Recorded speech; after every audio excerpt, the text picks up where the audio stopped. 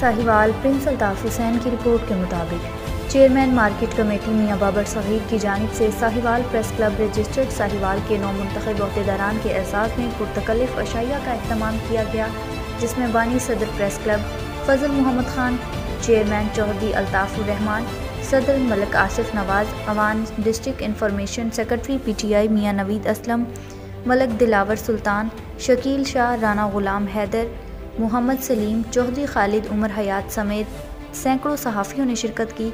इस मौका पर तकरीब से खिताब करते हुए चेयरमैन मार्केट कमेटी मियां बाबर सगीर ने कहा कि पीर सैयद तमतराक मुहासिन शाही और इनकी टीम अवामी मसाइल की निशानदही करके ज़िला की तामीर व तरक्की अहम किरदार अदा कर रही है।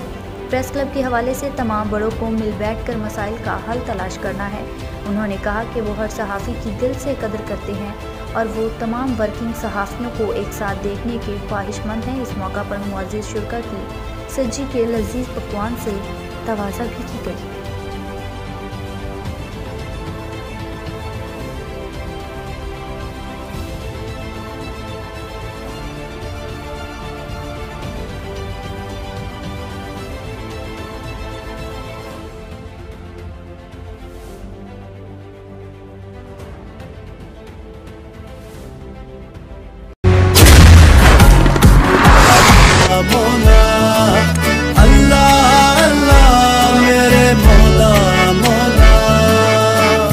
अल्लाह तू है रहमत वाला, नाम है तेरा बरकत वाला।